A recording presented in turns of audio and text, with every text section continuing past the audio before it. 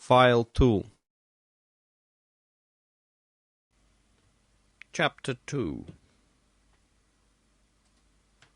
Having travelled about 3 miles, we came to a long kind of building made of timber stuck in the ground and wattled across. The roof was low and covered with straw. I now began to be a little comforted, and took out some toys which travellers usually carry for presents to the savage Indians of America and other parts, in hopes the people of the house would be thereby encouraged to receive me kindly. The horse made me a sign to go in first. It was a large room with a smooth clay floor, and a rack and manger extending the whole length on one side. There were 3 nags and 2 mares, not eating, but some of them sitting down upon their hams, which I very much wondered at, but wondered more to see the rest employed in domestic business. These seemed but ordinary cattle. However, this confirmed my first opinion, that a people who could so far civilize brute animals must needs excel in wisdom all the nations of the world. The grey came in just after, and thereby prevented any ill treatment which the others might have given me. He neighed to them several times in a style of authority, and received answers. Beyond this room there were 3 others, reaching the length of the house, to which you passed through 3 doors, opposite to each other, in the manner of a vista. We went through the 2nd room towards the 3rd. Here the grey walked in first, beckoning me to attend. I waited in the 2nd room, and got ready my presents for the master and mistress of the house. There were 2 knives, 3 bracelets of false pearls, a small looking-glass, and a bead necklace. The horse neighed 3 or 4 times, and I waited to hear some answers in a human voice. But I heard no other returns than in the same dialect, only 1 or 2 a little shriller than his. I began to think that this house must belong to some person of great note among them, because there appeared so much ceremony before I could gain admittance. But that a man of quality should be served all by horses was beyond my comprehension. I feared my brain was disturbed by my sufferings and misfortunes. I roused myself and looked about me in the room where I was left alone. This was furnished like the first, only after a more elegant manner. I rubbed my eyes often, but the same objects still occurred. I pinched my arms and sides to awake myself, hoping I might be in a dream. I then absolutely concluded that all these appearances could be nothing else but necromancy and magic. But I had no time to pursue these reflections, for the grey horse came to the door, and made me a sign to follow him into the 3rd room, where I saw a very comely mare, together with a colt and foal, sitting on their haunches upon mats of straw, not unartfully made, and perfectly neat and clean. The mare, soon after my entrance, rose from her mat, and coming up close, after having nicely observed my hands and face, gave me the most contemptuous look, and turning to the horse, I heard the word Yahoo often repeated betwixt them, the meaning of which word I could not then comprehend, although it was the first I had learned to pronounce. But I was soon better informed, to my everlasting mortification, for the horse, beckoning to me with his head, and repeating the word Houyhnhnms, as he did upon the road, which I understood was to attend him, led me out into a kind of court, where there was another building at some distance from the house.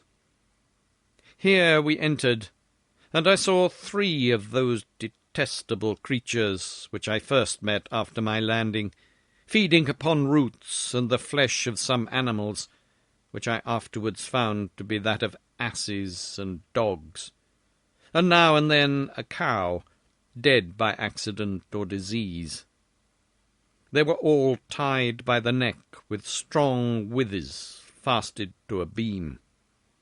They held their food between the claws of their forefeet, and tore it with their teeth. The master horse ordered a sorrel nag, one of his servants, to untie the largest of these animals and take him into the yard. The beast and I were brought close together, and our countenances diligently compared, both by master and servant, who thereupon repeated several times the word Yahoo.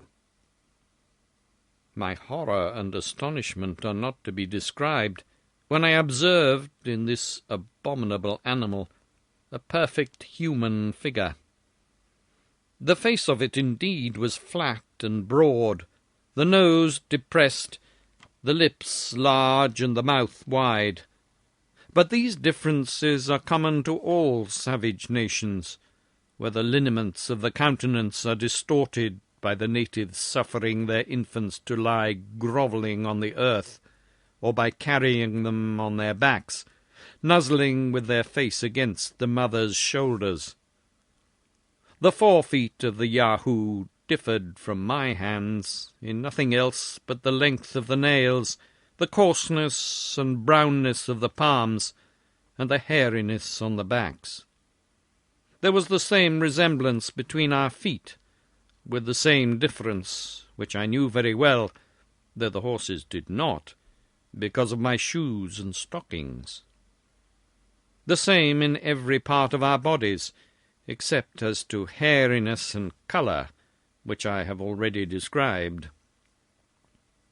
The great difficulty that seemed to stick with the 2 horses was to see the rest of my body so very different from that of a Yahoo, for which I was obliged to my clothes, whereof they had no conception.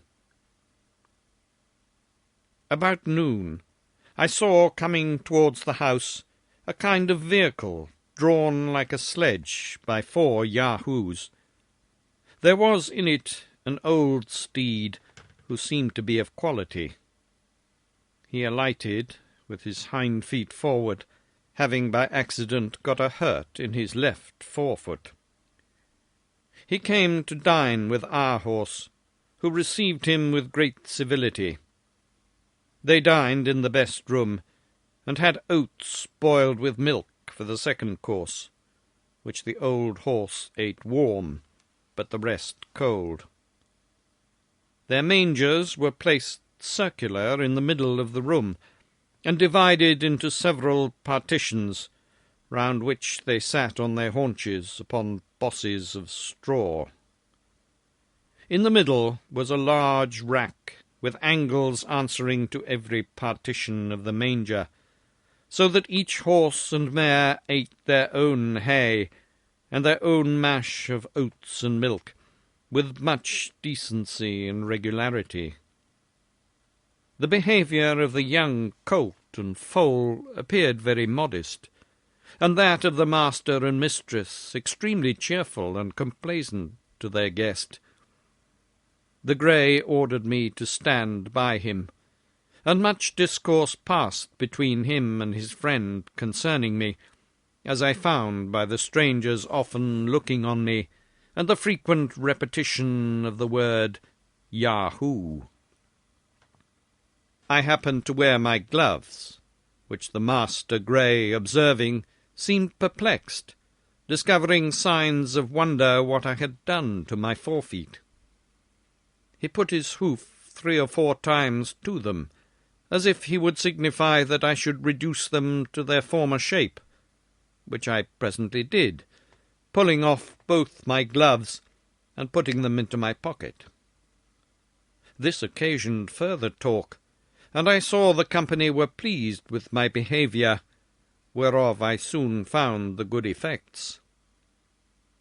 I was ordered to speak the few words I understood, and while they were at dinner, the master taught me the names for oats, milk, fire, water, and some others, which I could readily pronounce after him, having from my youth a great facility in learning languages. When dinner was done, the master horse took me aside, and by signs and words made me understand the concern he was in that I had nothing to eat. Oats, in their tongue, are called Houyhnhnms. This word I pronounced 2 or 3 times, for although I had refused them at first, yet upon second thoughts I considered that I could contrive to make of them a kind of bread, which might be sufficient, with milk, to keep me alive till I could make my escape to some other country, and to creatures of my own species. The horse immediately ordered a white mare-servant of his family to bring me a good quantity of oats in a sort of wooden tray. These I heated before the fire as well as I could, and rubbed them till the husks came off, which I made a shift to winnow from the grain. I ground and beat them between 2 stones, and then took water and made them into a paste or cake, which I toasted at the fire and ate warm with milk.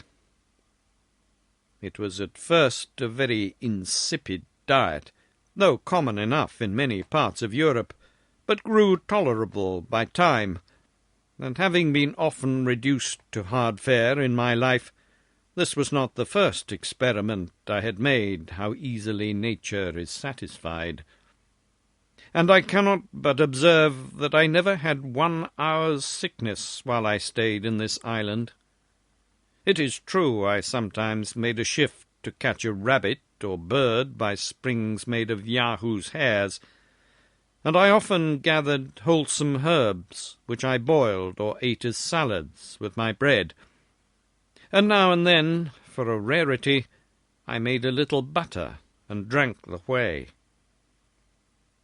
I was at first at a great loss for salt, but custom soon reconciled me to the want of it, and I am confident that the frequent use of salt among us is an effect of luxury, and was first introduced only as a provocative to drink, except where it is necessary for preserving flesh in long voyages, or in places remote from great markets. For we observe no animal to be fond of it but man. And as to myself, when I left this country, it was a great while before I could endure the taste of it in anything that I ate. This is enough to say on this subject of my diet, wherewith other travellers fill their books, as if the readers were personally concerned whether we fare well or ill.